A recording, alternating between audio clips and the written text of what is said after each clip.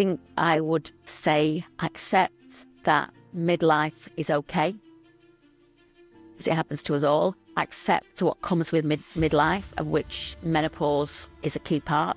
Embrace that, as a positive thing. I don't call my training the Menopositive Method for nothing. I think out of something really bad came something really, really, really good. So embrace that and educate yourself about yourself.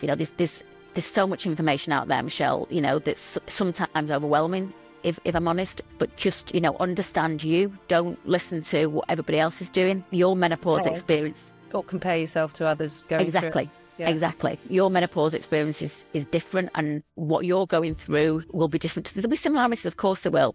And it's great to talk about it and, thrash it all out together. But your experience will be different, and therefore your solutions will be different. And just be you. Be you and be proud that you're a midlife woman. I think part of the thing about menopause is that we're all a bit embarrassed because that means we're getting old, and it means that, we're not in our 30s anymore. We're really out in our 40s now, I'm probably near 50. So just embrace menopause, embrace midlife, take all the negatives and try and work them into a positive, both with your symptoms and how you feel in your health, but also the way that you live your life, because, you've got half your life left.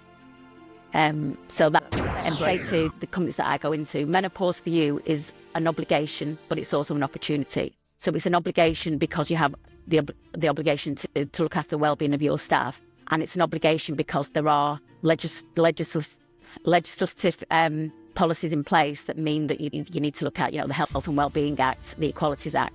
There is no menopause legislation at the moment direct, but I think that will come in the next couple of years. So there is an obligation, and there's a reason why people should do it. But there is also a massive opportunity, and that's what I try to push to the decision makers in businesses. Forget the obligation, that's almost a given, but the opportunity to improve productivity, performance, reduce absenteeism, increase retention, and not have to recruit so many new staff is, the financial. And we try to work that out on a one-to-one level. Go, right, how many menopausal women have you got in your business? If the average woman takes 7.2 days or whatever it is per year off, times that by the cost of that.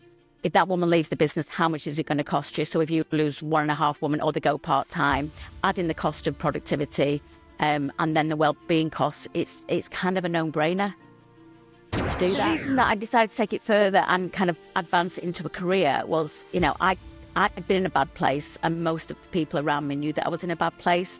And then I emerged and suddenly I was me again, with a smile on my face, positive about life, feeling great. I'd lost the excess weight, and I felt a bit better about myself. And partly because of what's going on in the media and partly because of what's happening to me and my peers, we just started talking about menopause. And I said, well, I'm doing this and this really worked for me. And, this is what I know about HRT. Have you tried this? And we just started talking about it. And I realised the thing that we'd all been avoiding, talking about menopause, because that meant we were old, we started talking about. And I thought, this is a pandemic. Everybody's going through it. Everybody's struggling with it to some degree. We need to fix it. And I looked back on my days at work and thought, what a waste. What a waste that I left that company.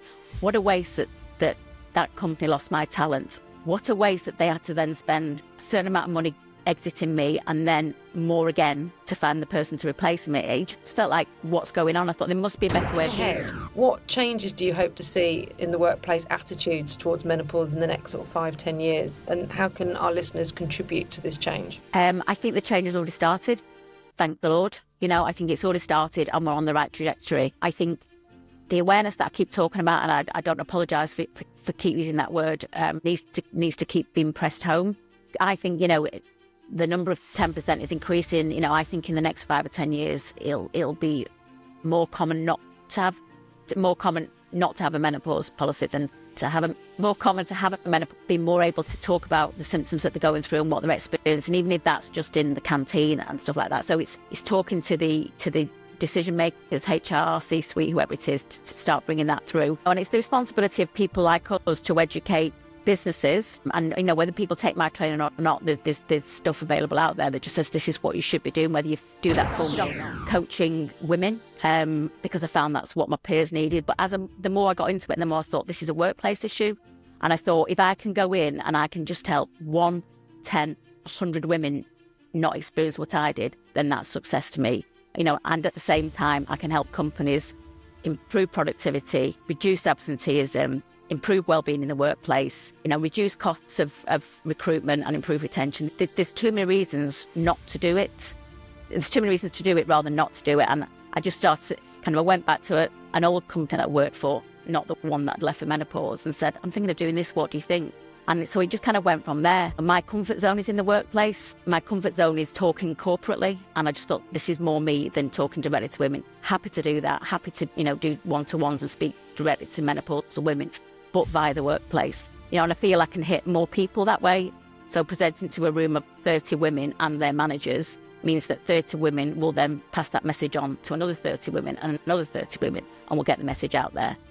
So I'm all about people being able to stay in the careers. 70% of menopausal women are still in jobs, are in employment. So most menopausal women are still working, and they need help to retain that.